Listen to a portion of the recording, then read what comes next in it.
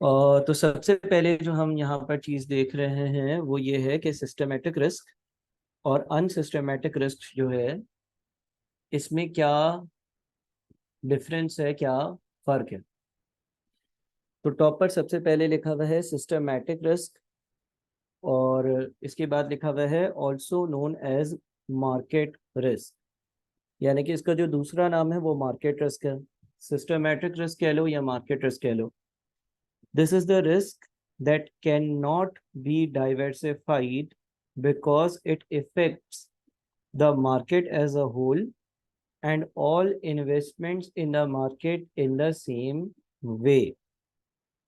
वो ये कहता है कि ये एक ऐसा रिस्क होता है, ये एक ऐसा रिस्क होता है जिसको डाइवर्सिफाई करना, जो डाइवर्सिफाई नहीं हो सकता,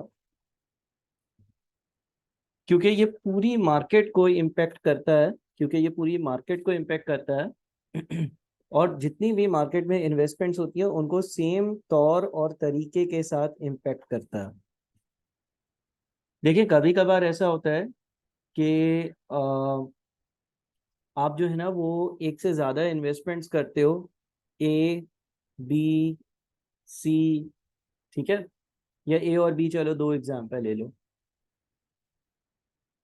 और आप क्या करते हो कि लेट से आपके पास 100 रुपए थे, तो आपने 50 रुपए यहाँ पर इन्वेस्ट कर दिए और आपने 50 रुपए यहाँ पर इन्वेस्ट कर दिए।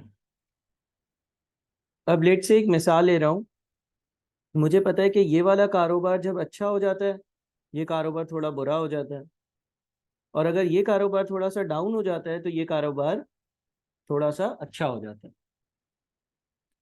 यानी कि लेट से मैं दो बिजनेसेस कर रहा हूँ, सूप एंड आइसक्रीम। तो मुझे पता है कि यार मैं दो ऐसे बिजनेसेस कर रहा हूँ कि जब एक डाउन होगा तो दूसरा अप होगा, दूसरा अप होगा तो एक डाउन होगा।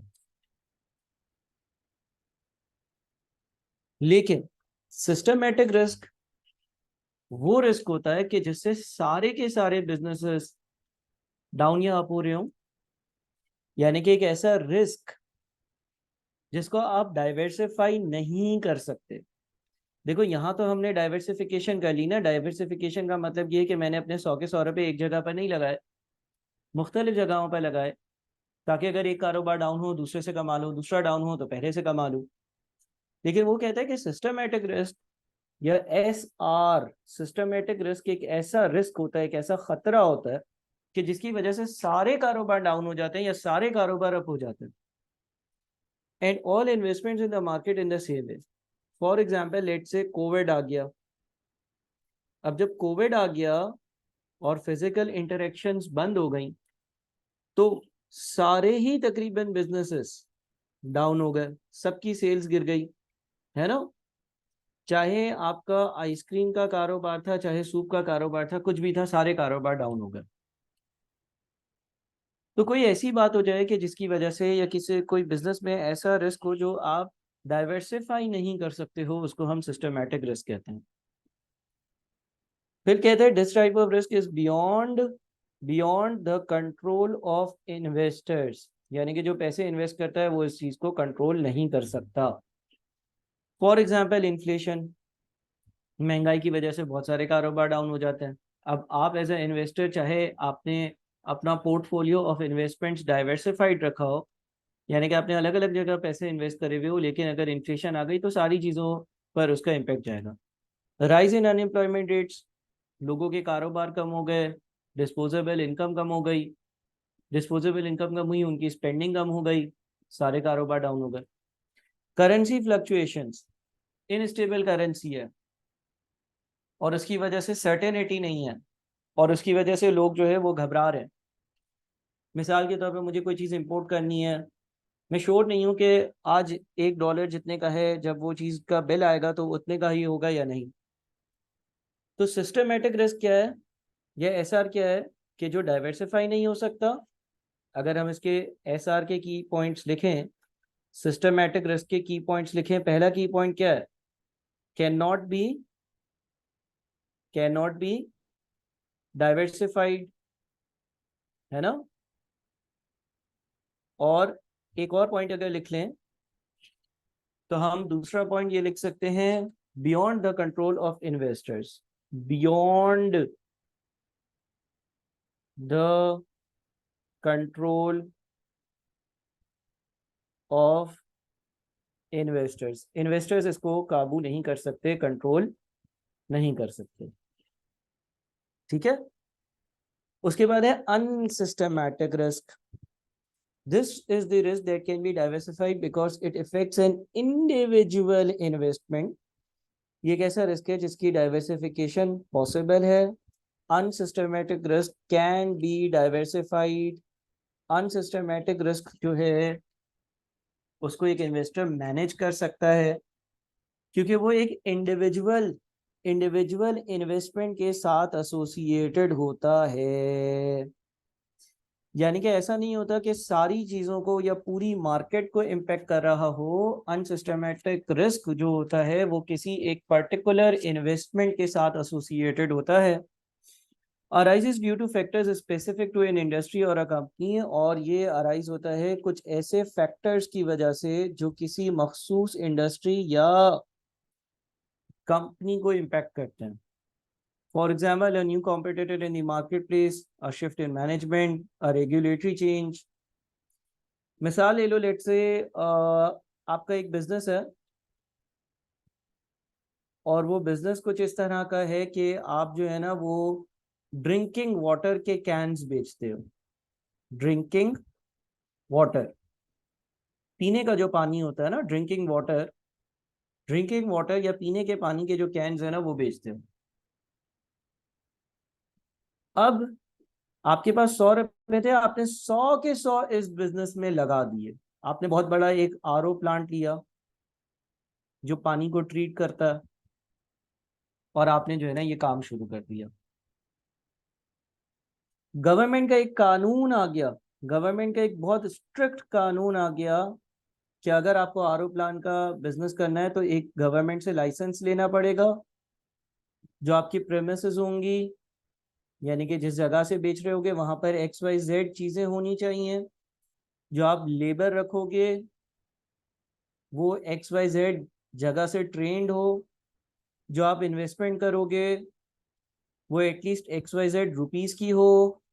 और 10 और बातें गवर्नमेंट ने इशू कर दी कि भाई ये शराइत पूरी हो रही होंगी, ये शराइत पूरी हो रही होंगी तो हम आपको ये बिजनेस करने देंगे। अब वो जो इन्वेस्टर था बेचारा, उसने इस चीजों के बारे में ख्याल ही नहीं रखा और उसने अपने पूरे के पूरे 100 रुपए इसी जगह पर लगा दिए थे। तो अब क्या होगा, अब एकदम से जब इस तरह की अनाउंसमेंट होगी जो कि specific to this particular industry है, ऐसा नहीं है कि गवर्नमेंट ने दूसरे बिजनेसेस पर भी इस तरह की कोई शर्तें रखी हो। मैं एज्यूम कर रहा हूँ कि जो ड्रिंकिंग वाटर की इंडस्ट्री थी, जिस इंडस्ट्री में ये जो पानी बेचा जाता है वो थी इंडस्ट्री, उस पर ये चीज़ें कार्रवाई अप्लाई हो रही थी। तो अब क्या होगा, अब एज ए इन्वेस्टर आप रोगे धोगे, क्योंकि आपने जो बिजनेस सोचा था वो पूरा का पूरा डाउन हो जाएगा। तो इस बात की ज़रूरत होती है कि लेट से अगर आपके पास 100 रुपए है ना, तो आप उसको मुख्तलिफ जगह पर इन्वेस्ट करो। 50 कहीं और लगाओ, 50 कहीं और लगाओ। ठीक है। इस तरह से इन्वेस्ट ना करो, इस तरह से इन्वेस्ट ना करो कि आप सारे के सारे पैसे जो है ना वो एक ही जगह पर इन्वेस्ट कर रहे हो। आप डाइवर्सिफाइड काम करो।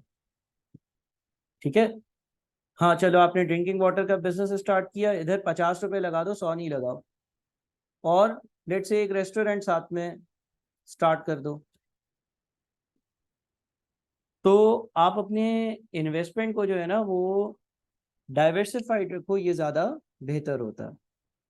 तो अनसिस्टमेटिक रिस्क में लिखा है, this is the risk that can be diversified because it affects an individual investment, arises due to factors specific to an industry or a company. For example, a new competitor in the marketplace.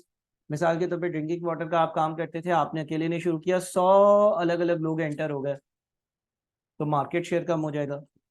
Shift in management, management में कोई change है या regulatory change, यानी कि government ने कोई policy change कर दी। अब लिखा हुआ है implications of systematic and unsystematic risk, इसकी क्या इम्प्लीकेशंस हैं। तो उसमें सबसे पहले लिखा हुआ है by investing in a wide range of different security, investors can eliminate unsystematic risk.